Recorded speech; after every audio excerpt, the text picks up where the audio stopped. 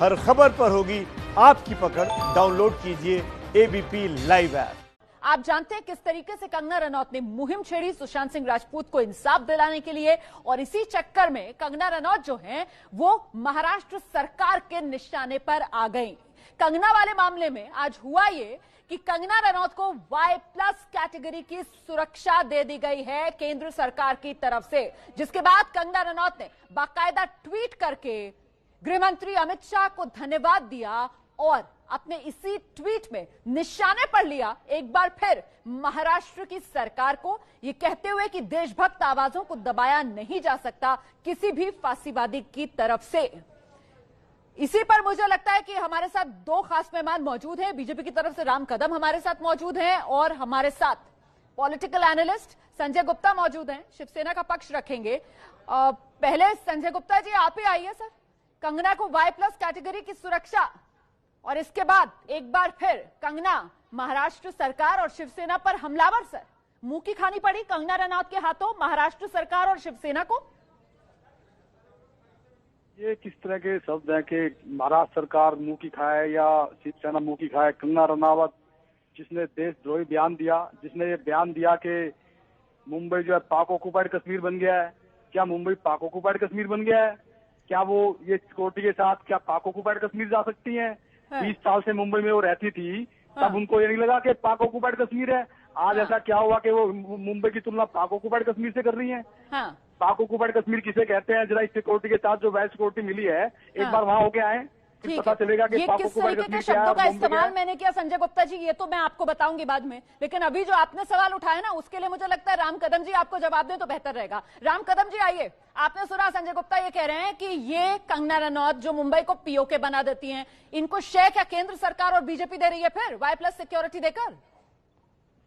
देखिए, यदि हम सारी बात के मूल में जाएंगे तो इस बात को स्वीकार करना होगा कि हमने कभी भी कंगना के किसी भी बयान का, हमने जो गलत बयान, विवादास्पद बयान है, उसका हमने कभी समर्थन न किया है न करेंगे। पर जब कंगना ने सामने आपके बीच में कोई बोला नहीं था।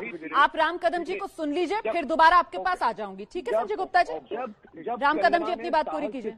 जब कंगना ने साहस के साथ ये कह दिया था कि वो कुछ बड़े नाम महाराष्ट्र सरकार को बताने के लिए तैयार है जो ड्रग माफिया के साथ जुड़े हैं, पर महाराष्ट्र की सरकार वह नाम सुनना नहीं चाहती थी। वे नाम यदि देश और दुनिया के सामने उजागर होते तो महाराष्ट्र सरकार के बड़े नेता, अभिनेता और ड्रग माफिया के नाम महाराष्ट्र की सरकार को तकलीफ में डाल सकते थे। और वही कारण था कि उसने कहने के बाद भी 4 दिनों तक महाराष्ट्र की सरकार ने उन्हें किसी भी प्रकार की सुरक्षा प्रदान नहीं की। जब महाराष्ट्र की सरकार स्वयं सुरक्षा प्रदान नहीं करेगी, अगर कंगना सामने से साहस के साथ आगे आके उन ड्रग माफियों का नाम बताती है तो महाराष्ट्र सरकार को क्या आपत्ति है? कौन सा डर है? जवाब लेते हैं सर, जवाब लेते हैं। कभी भी कंगना के विवादास्पद बयान का हमने समर्थन नहीं किया। ठीक है, समझ गई।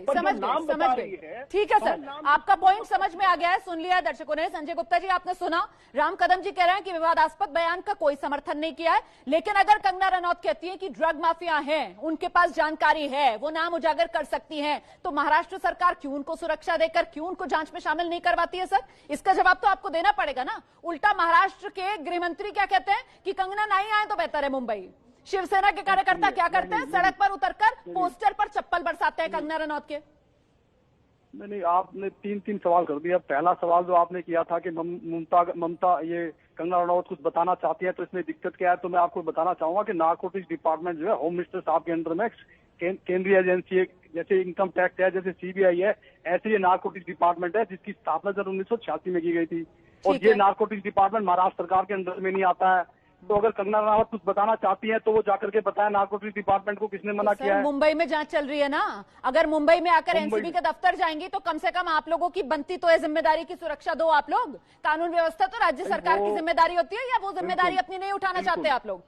बिल्कुल, अगर वो ये कहती है, बिल्कुल अगर वो ये कहती कि मुझे इस केस से रिलेटेड कुछ नाम बताने हैं, इसके लिए मुझे सिक्योरिटी चाहिए, तो बिल्कुल उनको सिक्योरिटी दी जाती। लेकिन उन्हें बजाय इस तरह की बात करने के, वो तो महाराष्ट्र सरकार का कंपैरिजन POK से कर रही है, तालिबान से कर रही है।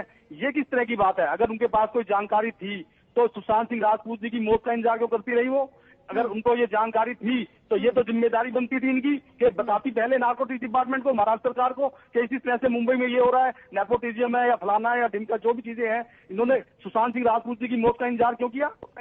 अच्छा, जवाब देंगे आप राम कदम जी?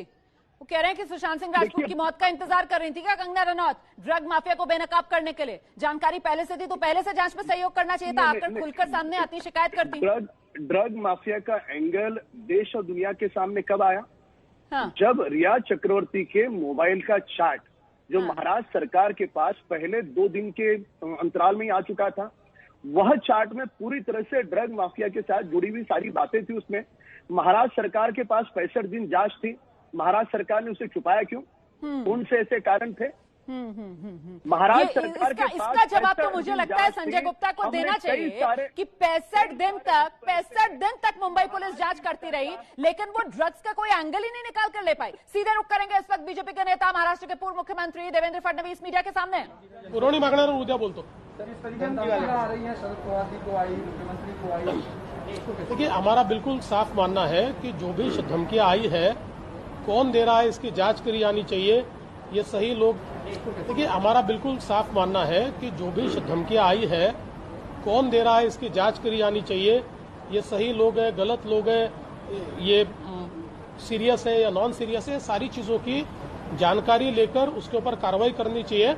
और जब तक धमकी देने वाले कौन है ये असर्टन नहीं होता, तब तक इन लोगों की सुरक्षा जो है वो बिल्कुल चाक चौबंद रखनी चाहिए। सर, मणिकर्णिका ऑफिस पे बीएमसी ऑफिशियल्स दिखाई दे रहे हैं। तो देवेंद्र फडणवीस की प्रतिक्रिया आप सुन रहे थे। हालांकि सुशांत के मामले पर इससे पहले उन्होंने प्रतिक्रिया दी है, वो सुनाने की हम आपको आगे कोशिश करेंगे। दोनों खास मेहमान हमारे साथ बने हुए हैं। जहां मैंने ये सवाल छोड़ा था, मुझे लगता है संजय गुप्ता जी को आना चाहिए। सर, बताना चाहिए आपको कि भाई मुंबई पुलिस वो निकाल ही नहीं पाई, वो व्हाट्सएप चैट रिट्रीव ही नहीं कर पाई, जो काम ईडी ने 2 दिन में आकर कर दिया। नहीं, देखिए आपका ये क्वेश्चन बिल्कुल रिलेवेंट है, लेकिन ये कहना कि मुंबई इस चैट को निकाल ही नहीं पाई, ये गलत है। ये इसलिए क्योंकि मुंबई पुलिस ने क्या किया क्या नहीं किया ये अभी तक कोई नहीं जानता। मुंबई पुलिस ने जो भी अपनी इंक्वायरी की, एडीआर दाखिल करके, बहुत बारे कहते हैं कि एफआईआर दर्ज नहीं की। सर, बात यह है कि अगर मुंबई पुलिस को ड्रग वाला एंगल मिल रहा था तो मुंबई पुलिस को सीधा सीधा मामला एनसीबी को देना चाहिए था ना। ईडी ने भी तो यही किया ना, लेकिन मुंबई पुलिस ने तो ऐसा कुछ भी नहीं किया। मैं लौटूंगी सर, हम इस चर्चा को आगे बढ़ाएंगे। इस बीच देखिए, महाराष्ट्र सरकार और कंगना रनौत विवाद के बीच कंगना रनौत ने महाराष्ट्र सरकार पर एक और बड़ा आरोप लगाया है। कंगना रनौत ने बीएमसी पर, उनकी प्रॉपर्टी पर तोड़फोड़ और कब्जे का आरोप लगाया है।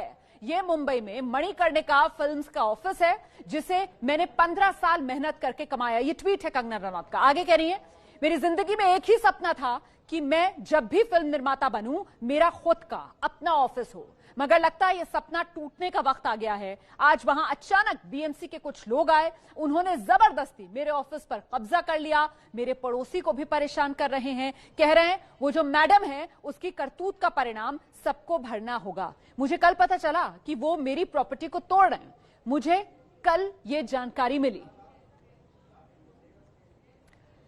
ये देखिए आप, कंगना रनौत का ये ट्वीट, जिसमें कंगना रनौत निशाने पर एक बार फिर महाराष्ट्र सरकार शिवसेना को ले रही हैं। संजय जी, आप प्रतिक्रिया देंगे इस पर कि बीएमसी ये क्या दादागिरी कर रही है? सर, अगर कंगना रनौत महाराष्ट्र सरकार, मुंबई पुलिस पर सवाल उठा रही हैं, तो क्या उनकी आवाज दबाने के लिए आप लोग इस तरीके के हथकंडे अपनाएंगे? ये मैं नहीं सर, कंगना रनौत आरोप लगा रही हैं आप लोगों पर। देखिए, कंगना रनौत जी तो आजकल बड़े बड़े बोल रही हैं। वो कहते हैं किसके बाप में दम है, मुझे जो मुंबई आने में रोके। वो कहती हैं कभी कि मुंबई किसी की बाप की नहीं है, तो मुंबई तो कंगना रनौत के बाप की भी नहीं है। और सर, शिवसेना के नेता किस तरीके के बोल रहे हैं सर, वो मैं ले भी नहीं पाऊंगी सर, मुझे शर्म आ रही है।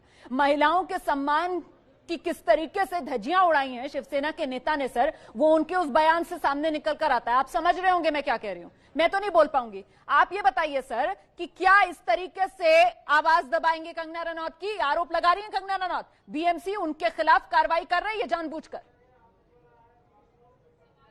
कार्रवाई की है क्या नहीं किया इसकी नॉलेज मेरे पास अभी नहीं है, क्योंकि आधिकारिक तौर पर इस तरह की कोई पुष्टि हुई नहीं है। आधिकारिक तौर पर कोई पुष्टि अगर होगी तो ही मैं इसके विषय में समीक्षा कर पाऊंगा। चलिए ठीक है सर, ठीक है, आप मत दीजिए प्रतिक्रिया। लेकिन कुल मिलाकर जो मामला सामने निकल कर आ रहा है वो यही कि सीधी आर पार कंगना रनौत और महाराष्ट्र सरकार के बीच, और इस बीच केंद्र की तरफ से कंगना रनौत को Y+ कैटेगरी की सुरक्षा दे दी गई है।